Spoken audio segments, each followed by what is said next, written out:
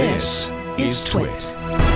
Supreme Court is going to hear a case that began with the armed robbery of a Radio Shack store in Detroit. Just a couple weeks before Christmas 2010. In the next 3 months, 8 stores in Michigan and Ohio were robbed at gunpoint. The robbers took bags filled with smartphones.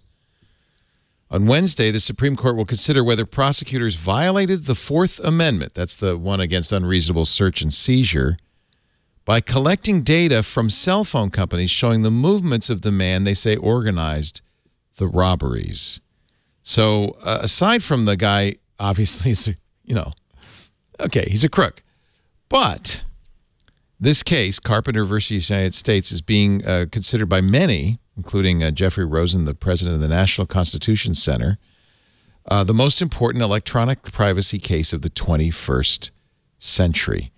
Yep. Effectively, it comes down to, should the police be able to access the GPS on your phone? And the way they do it, by the way, is not through your phone. They contact your cell phone company and say, and I think all the cell phone companies have portals for law enforcement where they charge a small amount, and law enforcement can say, well, where was Leo Laporte on November 28th? Apple, Facebook, and Google, I'm reading from the New York Times article by Adam Liptak. Apple, Google, and Facebook have filed amicus briefs urging the Supreme Court to bring Fourth Amendment law into the modern era. No constitutional doctrine should presume that consumers assume the risk of warrantless government surveillance just because they use these technologies. The court will decide by June.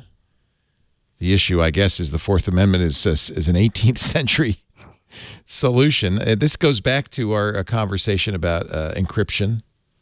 And tracking too. And tracking. Mm-hmm, and tracking. Yeah. Can I say, Leo, like, this is the most important story that we're talking about this week. I think everyone listening or watching a show would agree we want to get bad guys. Like, we want law enforcement people that go and get a warrant to be able to go before a judge and get that information when it's prescient to law enforcement, putting bad guys in jail.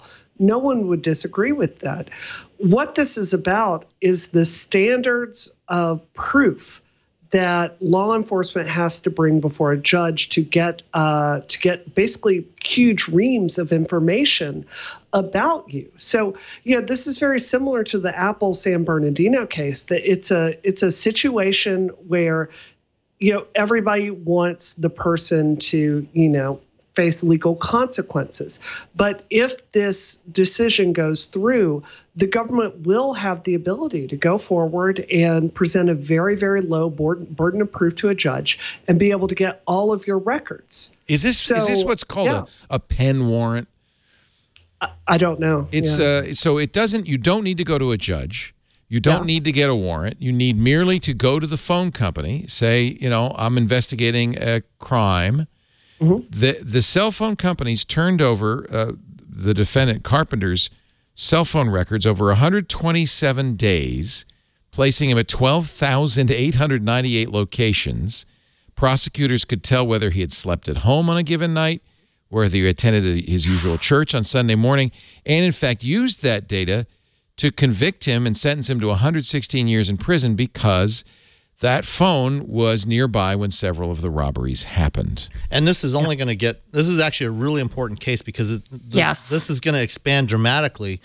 Going back to my autonomous cars and connected cars thing, this is going to expand dramatically because when you get into autonomous and connected cars, you're not going to be buying those cars. You're going to be either subscribing to them or paying a la carte. They're going to be available through mobility as a service models. Well, even if I buy it, Elon knows everything I do in my car, so at all times. But in the next couple of years, virtually 100% of new vehicles that are sold are going to be equipped with telematics systems. So you're going to have a cell modem in virtually every new car. And as you get into autonomous, there's going to be monitors inside the vehicle that look at who's in there, who's riding around in there. So, I mean, there's going to be way more information than we have even now with just tracking a phone, because there's going to be cameras inside the vehicle that can see who's in there, so they can know who to bill, who to authenticate. And it's going to, if with the phone, you don't know who's actually carrying that phone unless you have eyes on that individual carrying that phone.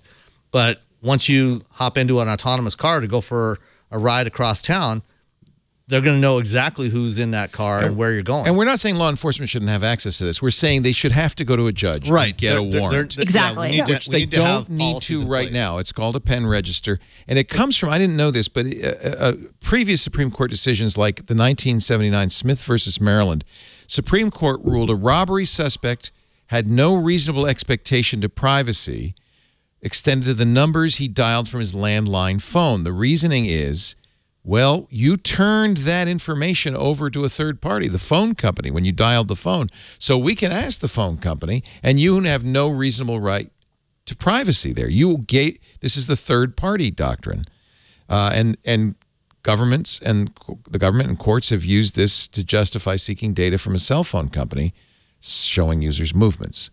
So I don't think it's unfair or unreasonable to say, no, this is really a lot of information. You should need a warrant for it. Right. We don't know what the Supreme Court will do, however. Yeah. No, we don't. And I think it's important too to point out, because some people say, oh, well, don't you want to catch the bad guys? And why are you trying to fury what law enforcement is supposed to do? And it's important to remember that like the Miranda, case and many of our big, Fourth Amendment cases, Miranda was not a good person. That doesn't mean that you shouldn't be read your rights. Just because someone is a robber and does something terrible doesn't mean that if the government overstepped, that it's not important to put that in perspective, because the consequences of allowing that to go forward could be much, much worse. So there is some encouraging, precedent in this. There was a case a couple of years ago, Riley versus California. The court said police must generally have a warrant to search the cell phones of people they arrest. Chief Justice Roberts wrote, modern cell phones are not just another technological convenience. Even the word cell phone is a misnomer. They could just as easily be called cameras, video players, Rolodexes, calendars, tape recorders, libraries, diaries, albums, televisions, maps, or newspapers. So that's good news. There's some understanding there of this kind of higher level of information that a cell phone provides. There's another case, U.S. versus Jones from 2012. I remember talking about this on Security Now. The police attached a GPS tracking device to a suspect's car. They tracked him for 28 days, and the court ruled 9-0 that was problematic under the Fourth Amendment. The majority said the police were not entitled to place the device on private property. 5 justices who did, vote against it, but they, voted in saying it was problematic, but they said their problem was the government's ability to vacuum up troves of private information. Yeah. So there is some good news that even both the conservative and the liberal wings of the Supreme Court have had some discomfort with this kind of overreaching collection of information. So cross your fingers. We'll find out in June.